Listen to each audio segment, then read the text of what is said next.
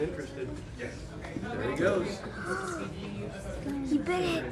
Don't touch the glass.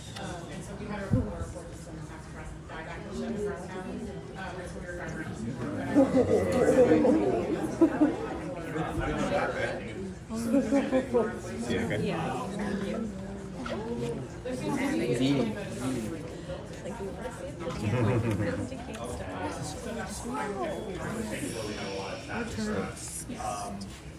Trail 5, there we go.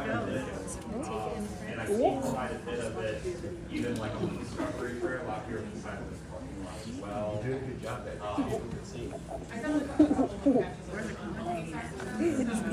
It started in his head. How strong is to hold that line up like that? Okay, good. Then I'll let you guys watch this for a minute while I take care of something. He's putting on quite a show, it looks like. Oh, look at him. Restricting him. Can you see it? Yeah. I can see parts of mine. Yeah, that was interesting. I was expecting that. Me too. You can watch from my camera. This is gonna go on my YouTube channel. You might want to zoom in. Yeah, it gets blurry though. So. Hey, Will. What else? We did the Bobcat scoop over time left, didn't we? Jay. How long was it? So, our campground's right here. Jay is the scoop right here. He's trying to stay place. I think we might have done. He's injecting venom. Kay was the one that starts here by Jay. That spits you out somewhere out right on the road. That's what the big hills are at.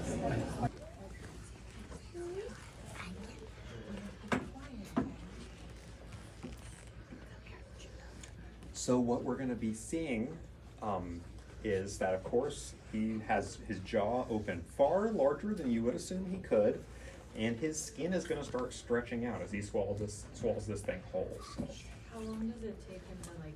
for a rat this size, I would expect 20 to 30 minutes. How long till he's done digesting it? A few days, 4 or 5 days, days. okay. Yeah. And then a few days after that, he'll want to eat again. And you'll see it like going all down his body, right? Yes, once he's done eating, I'll put him back in his tank, and you'll be able to see a bulge in the middle of his stomach with a rat this big. This is a pretty big rat, and let's not touch the table, because that's the #1 way he's going to feel us here. So yeah, again, eating a rat, watching a snake eat a rat this size is just a very patient thing to do. It's going to take him 20 to 30 minutes at least. So yeah, he just has to slowly work it down. So the other snake wrapped it up, Yes, and that's just the difference in the species. I mean, the black rat snake is a constrictor snake. constrictor. So he's not venomous. His fangs are to hold the prey in place while he wraps it up. Whenever the rat breathes out, he squeezes a little tighter. When it breathes out again, a little bit tighter, and then eventually that kind of ends the process. Okay. Okay. Yes. So the snakes in Indiana will either be venomous or constrictor snakes, or there are some snakes that just swallow food whole without killing them. And the big example of that is the water moccasin and the hognose snake. Or, I'm sorry, the water snake and the hognose snake, not the water moccasin. He's venomous. The water snake, which I have out in the tank there next to the copperhead's tank, he eats fish and frogs and he just swallows them whole. And then hognose snakes eat toads and they swallow them whole. They don't constrict them or venom them. What color was the water snake? The water snake is almost a reverse pattern of him. Yeah, he will be dark brown and light brown, except he will have dark brown dominant on his back. The copperhead has light brown dominant on his back.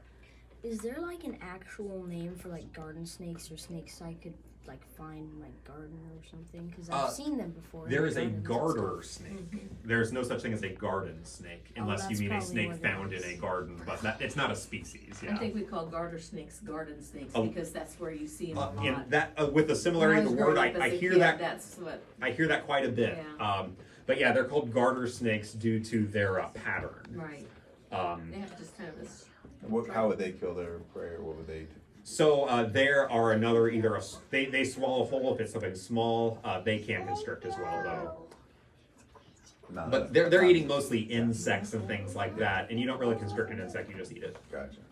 So is it true, I asked the DNR up at Pokagon State Park this several years ago, cause I had read it. Is it true that poisonous on the water, a snake going with its head up is more likely to be poisonous? Snake going with his head down is fishing and probably not poisonous. So if you were told that at Pokagon, Well, I read it and I asked him if that was true. it's more that I don't really know how like the venom status of a snake, what that has to do with it. My understanding is that like up there, a venomous snake would not be a water snake, so it wouldn't dive. In general, if you see a snake dive, it is a water snake. If it is on the surface, it is a terrestrial snake. So if a venomous snake gets in the water, it will have its head up and it will be completely on the surface. Right. Because it can't really hunt underwater at all. Right. But a Like it was using the water to get from one place to yes, one, it's either commuting or it got chased into the water.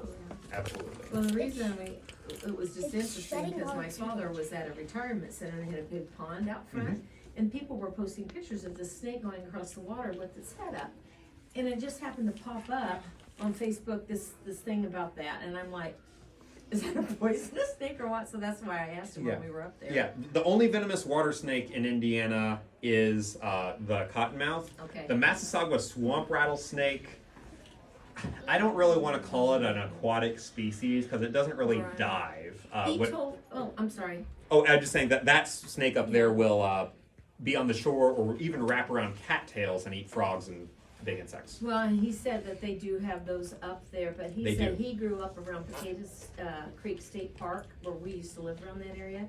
And he said over by the boat ramp, he says there was quite a few nests of I can't pronounce it. Yeah, the the- one you were saying. He says the that Massasauga? you don't want to mess with them. No, they're a very small rattlesnake species, but even still, Yeah. they are venomous, and there's he no said- venomous snake you would be bitten by. He said that was mainly the only venomous one really kind of up that area. I think the snake is shedding. In that part of the state, that would be true, yes. Yeah. The farther south you go, the bigger diversity of Warmer. reptiles you have, because it's warmer. And the more reptiles you have, the more venomous reptiles you have. Yes? Does the snake shed from the head down or the tail up? They start with the head. They will actually rub against things in their environment, sticks and rocks, and pull the skin off that way. Younger snakes will shed all their skin at once. An older snake, they kind of lose that ability and it kind of comes off in chunks. Like this guy, you can even see some loose skin on his back from the last time he shed. I'm glad he's eating it. Having two snakes with a crowd like this eating at the same time, everyone gets to watch. It must be the DNR guy that's doing a good job. Oh, well, I feel a little vindicated. I said if we all left and Yeah, there made you it nice go. and quiet and See? dark for him, I bet he would eat. And You knew what you were doing. here he is. Yeah, I've been doing this for over 4 years at this Oh, point. really? And yeah, I've been working with snakes the whole time. And this park is one of the parks where you work with snakes quite a bit, just I because bet. we have the big woods and the reputation for the timber rattlesnake. Huge park. It is. It's the largest state park in Indiana and the 5th largest state park in the entire country. I wondered, and how many acres? Oh, don't touch the table, yes. How many acres? 16,000. I mean, it's 15,800 and some change, but 16,000 Okay. Oh, you got The it. 5th largest state park in the nation. in the nation, yes. When you get to national parks, we're nothing special at all, but state parks, we're very big. Yes. You have a question? No How do question? snakes chew?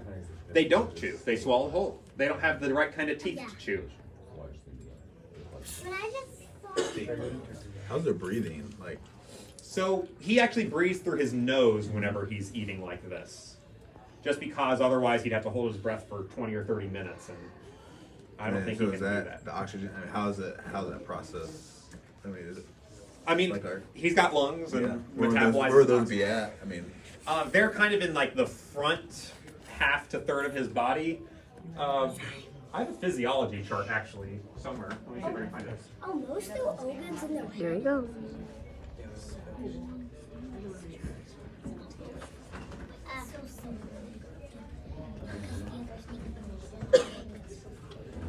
And So the lungs just kind of press to the side or get out.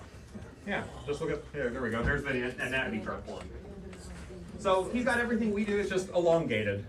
Yeah. most of the organs in the head. Sorry? For the snake, are most of the organs in the head. The organs in the head? Open. Organs. Oh, the openings in the head? So, Organs. organs. In his head, he has a brain, just like we do. He's got eyes, just like we do. He has venom sacs, so he can inject venom into his prey. And then he has something we don't have called a Jacobson's organ that allows him to taste air. Yeah, those are the organs in his head. The rest of his organs are in his body. Hey, he got it. He did. We're in what I like to call the spaghetti phase because it's just the tail sticking out, like slurping spaghetti. But you can see how fat his neck is now directly behind his head. That mouse is going to move down to towards the center of his body, and if you look at his neck behind his head, he's making a very sharp S shape. That is how he's pushing it through his digestive system. Our digestive system has muscles that contract and also uses gravity. His body is, of course, much different from ours, so he swallows a little differently than we do.